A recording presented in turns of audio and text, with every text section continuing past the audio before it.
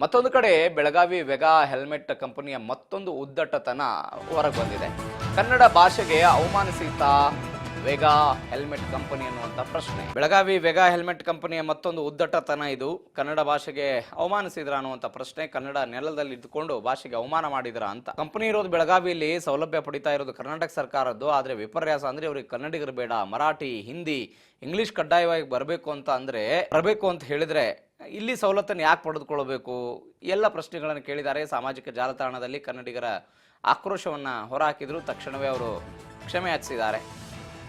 ಇದು ಮೋಸ ಮಾಡದ ಹಾಗೆ ಕನ್ನಡಿಗರಿಗೆ. ಕೂಡಲೇ ಕನ್ನಡಪರ ಸಂಘಟನೆಗಳು ಈ ಕಂಪನಿಗೆ ಭೇಟಿ ಕೊಟ್ಟು ಅಲ್ಲಿಯ HR ಹೆಡ್ ಜೊತೆಗೆ ಮಾತನಾಡಿ ಬುದ್ಧಿ ಹೇಳಬೇಕಾಗಿ ವಿನಂತಿ ಅಂತ ಎಲ್ಲ ಹೇಳಿದರು. ಅದಾದ ನಂತರ ಅದಕ್ಕೊಂದು ಕಂಪನಿಯವರು ಒಂದು ಸ್ಪಷ್ಟನೆ ಕೊಟ್ಟು ಕ್ಷಮೆ ಕೇಳಿದ್ದಾರೆ.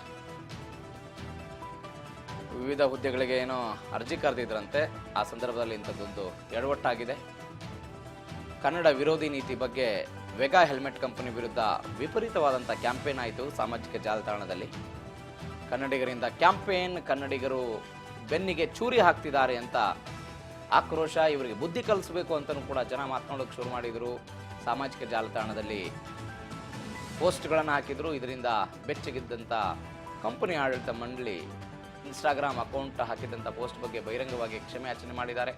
ಕನ್ನಡಿಗರ ಭಾವನೆಗೆ ಧಕ್ಕೆ ತಂದಿರೋದಕ್ಕೆ ಕ್ಷಮೆಯಾಚನೆ ಮಾಡ್ತೀವಿ. ಇದು ಕಂಪನಿಗೆ ಹೊಸದಾಗಿ ಸೇರ್ಪಡೆಯಾದ ಕ್ಲರ್ಕ್ ಸಿಬ್ಬಂದಿಯ ತಪ್ಪು ಅಂತ ಹೇಳಿದ್ದಾರೆ. ಕನ್ನಡ ಭಾಷೆಯ ಸಂಸ್ಕೃತಿಗೆ, ಕನ್ನಡಿಗರ ಭಾವನೆಗಳಿಗೆ ಧಕ್ಕು ತರುವಂಥ ಉದ್ದೇಶ ಇರಲಿಲ್ಲ. HR ನಿಂದ ಕನ್ನಡ ಭಾಷೆಯಲ್ಲಿ ಬರೆದ ಬಹಿರಂಗ ಪತ್ರ